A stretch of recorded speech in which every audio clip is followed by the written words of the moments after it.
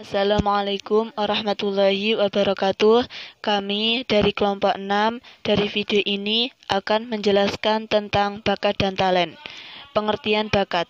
Apakah kalian tahu penggunaan istilah bakat secara tradisional sudah digunakan untuk seseorang yang memiliki bakat intelektual? Setiap budaya sudah mendefinisikan bakat sesuai dengan citranya sendiri dalam hal kemampuan yang digapai budaya tersebut. Namun, pada definisi saat ini, siswa yang berbakat anak dan remaja dengan bakat luar biasa bisa tampil dan menunjukkan potensi untuk tampil pada tingkat pencapaian yang sangat tinggi jika dibandingkan dengan orang lain pada usia pengalaman atau lingkungan mereka. Yang kedua, yaitu pengertian kreativitas. Kreativitas adalah suatu kemampuan untuk menghasilkan suatu ide, produk, atau solusi yang dianggap baru dan berguna untuk masalah, situasi untuk konteks tertentu. Adapun karakteristik terkait dengan kreativitas yaitu antara lain: 1. Berbagai minat memberikan dasar untuk asosiasi unik. Yang kedua, keterbukaan terhadap pengalaman baru yang merangsang kreativitas. Dan yang terakhir, kepribadian introvert memungkinkan kontemplasi soliter. Poin yang ketiga yaitu bagaimana karakteristik anak dengan karunia atau harapan dan bakat. Bisa didefinisikan dengan keturunan lingkungan, keluarga, jenis kelamin, perkembangan sosial emosional, perfeksionis, bunuh diri, dan identifikasi. Pada keturunan lingkungan, yaitu ada kepercayaan yang kuat pada peran yang kuat, bahwa faktor keturunan berperan dalam menghasilkan mental. Yang kedua, keluarga. Pengaruh lebih kuat karena dekat dengan keluarga dan bakat bisa terbentuk karena dukungan dari keluarga sendiri. Yang ketiga, jenis kelamin. Dampak gender pada siswa memutuskan untuk mengelola bakat mereka telah menjadi bidang yang diminati banyak sarjana. Yang keempat, perkembangan sosial emosional. Meskipun mereka menunjukkan kemampuan untuk beradaptasi dengan baik, tetapi memiliki bakat mungkin memikul beberapa tantangan. Selanjutnya, perfeksionis. Bisa dikatakan kombinasi dari pikiran dan perilaku yang terkait dengan standar tinggi atau ekspektasi tinggi. Selanjutnya yaitu bunuh diri. Dan yang terakhir, identifikasi, yaitu banyak siswa yang tidak teridentifikasi dan bakat mereka tidak dikembangkan. Jadi, siswa membutuhkan pemahaman dan program yang mereka pilih. Terima kasih. Selanjutnya tentang bagaimana orang berprestasi yang memiliki karunia dan bakat. Dengan adanya persepsi diri akademis dari siswa berprestasi rendah dengan hadiah tinggi, mereka tahu bahwa mereka dapat melakukan pekerjaan itu, dan sikap mereka terhadap sekolah pun juga berbeda. Begitu pula dengan sikap mereka kepada guru pun juga beragam. Jadi di antara siswa satu dengan siswa yang lain memiliki sikap atau perbedaan dalam berperilaku kepada guru dan sekolah. Dan para penulis merekomendasikan bahwa guru dan konselor yang bekerja dengan bakat yang kurang berprestasi harus menilai apakah siswa ini menghargai tujuan sekolah dan apakah mereka termotivasi untuk mencapai tujuan tersebut. Sebagian besar siswa tidak pernah mencapai tingkat kinerja yang diprediksikan oleh skor mereka pada tes kecerdasan dan bakat. Di dalam studi longitudinal, menurut Terman, para peneliti mengidentifikasi sekelompok 150 pria yang belum mencapai tingkat kemampuan nyata mereka dan dibandingkan dengan mereka 150 orang yang telah berhasil. Dalam penilaian diri mereka dan penilaian oleh istri dan orang tua mereka, 4 karakteristik utama memisahkan pria berprestasi rendah dari pria yang berprestasi tinggi, yaitu perasaan lebih rendah diri, kurang percaya diri, kurang ketekunan, dan kurang rasa tujuan hidup. Yang mencolok adalah pemeriksaan peringkat guru yang telah dibuat pada laki-laki 20 tahun sebelumnya saat mereka di sekolah. Bahkan pada saat itu guru mereka percaya bahwa kurang percaya diri, pandangan ke depan, dan keinginan untuk unggul. Seperti itu. Selanjutnya, bagaimana siswa beragam budaya dengan karunia dan bakat. Dengan serangkaian kesehatan dan sosial harus tersedia untuk pelajar tersebut. Harus ada guru yang bersedia dengan pelatihan yang luas dalam metode pendidikan khusus dan pemahaman tentang lingkungan budaya.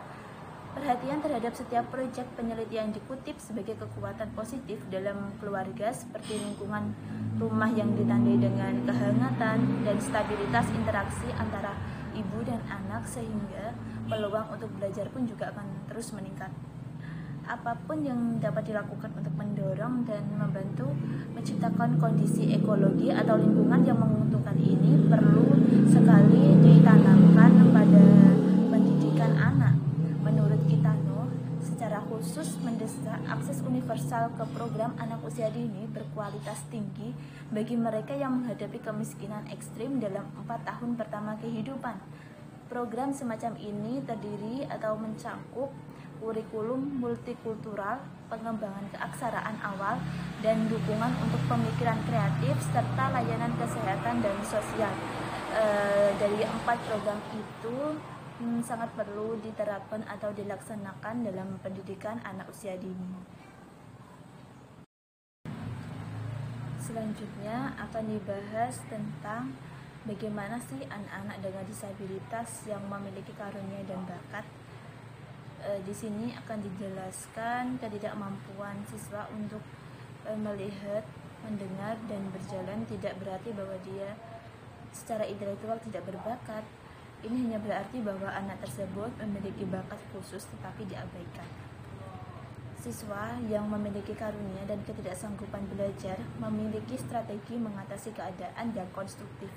Sedangkan siswa dengan kemampuan rata-rata seringkali memperlihatkan ketidakberdayaannya belajar, menghindari dan menjauhkan diri terhadap apa yang diajarkan. Kondisi lain di mana bakat dan pengecualian lain mungkin bercampur adalah autisme.